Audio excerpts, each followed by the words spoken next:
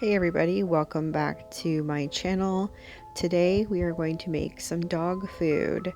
I had tried this a couple weeks ago and was kind of experimenting with rice and it didn't really work out, but the dog still likes it, but I wanted to try it with other ingredients today. So today I'm going to be making a variation and it's kale. I have some frozen kale here and some ground beef that's a little bit old that we're not going to eat, and some old chili beans and quinoa instead of rice. What we're going to do is we're going to pre-cook the beef up a little bit, because when you're pressure canning and you just put raw ground beef in, it will turn into just like a loaf, and we don't want that. We want it to be like, like ground beef, little chunky chunks, so that it mixes throughout the dog food. So I'm just frying up this ground beef, and it doesn't have to be fully cooked, so we're not going to do that, but I am going to drain some of the fat out of the meat because I have had a couple dogs that get a little chunky and I don't want my dog to get fat because it can cause health problems. So I'm just going to take some of the fat out, and what I'm going to do is I'm going to take my frozen kale and I'm just going to chop it roughly.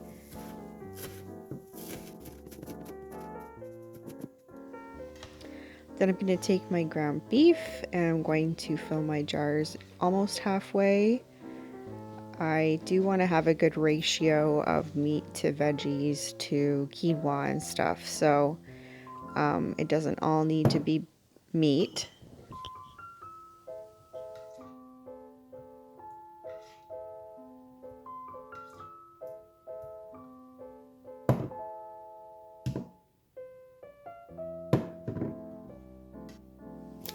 Now I'm just grabbing some of my quinoa here. This is some old quinoa. I'm basically doing a pantry and freezer clean out at this point and using it to feed my dog with. So I'm just roughly, guesstimating how much quinoa. It's probably a couple tablespoons of quinoa that I'm putting in here.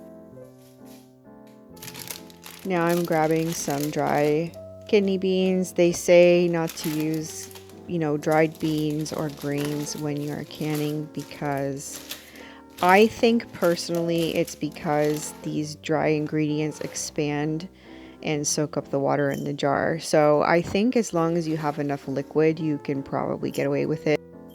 I'm probably adding, maybe a handful of beans to this. So I don't think it's going to soak up a lot of liquid, and I'm not using these for storage long term. This is going to be a batch that I'm going to feed to my dog probably within the next week or two. I don't have a lot of fridge space, so making a batch of these and just having them on the counter is fine, or in a cabinet is fine. You could totally make this in a pot and put it in your freezer, but then, you have to defrost it in order to give it to the dog. So I think I prefer this method. So what I'm doing here is I have some beef broth. The no-name stuff, not really my favorite, but it's fine.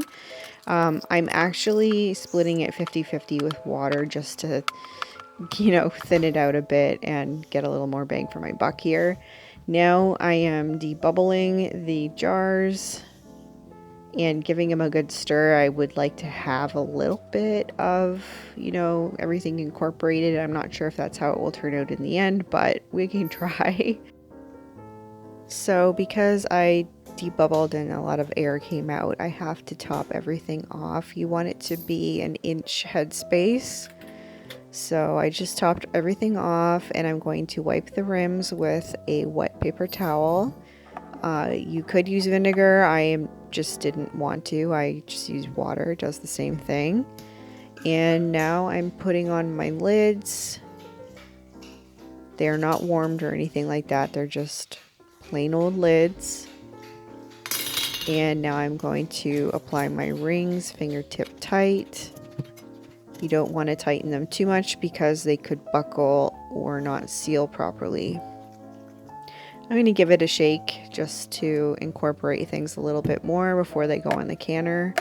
Again, not sure if that's how it will turn out at this point, but we can give it a try. So here I am. I'm just at the pressure canner. This is my 1940s National Pressure Canner. It's the number 7 model. And I got this on Facebook Marketplace for a screaming deal, so I couldn't turn it down, even though I was scared of it for a year, and now I'm using it. Put my cans in, and I am putting the lid on. And this time I remembered to put my petcock on and the weight on before I turned the heat on. So go me. If you watched my earlier video, I kind of screwed up. I'm going to put my burner to high, and once there is a steady stream of steam coming out, I'm going to let it vent for 10 minutes, and then once that 10 minutes is over, I'm going to close the petcock, which is what I'm doing here. I'm closing it, and then pressure will start to build in the pressure canner. I kind of burned myself there a little bit, but it is what it is. I'm sure you probably just tune in to watch me hurt myself. Yeah, so we're at 10 pounds pressure now. And I'm going to turn my burner to low just to keep the 10 pounds. I don't want it to get any higher. And now I'm going to open it. This is after everything is processed. I'm opening it, and I probably should have waited a little bit longer because it just popped on me. That's okay, lesson learned. I will live another day. Here we are. I got the lid off without ruining my face, and I'm going to take out the jars. On the counter I have a tea towel set up, and I'm going to put all of these on the tea towel because they're hot. So these are the jars after they've been processed. My dog absolutely loves these. A jar lasts him probably 2 days.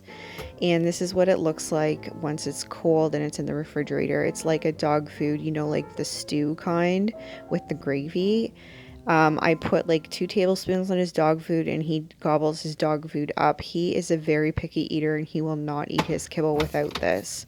Okay guys, that's everything, and I hope to see you in the next video.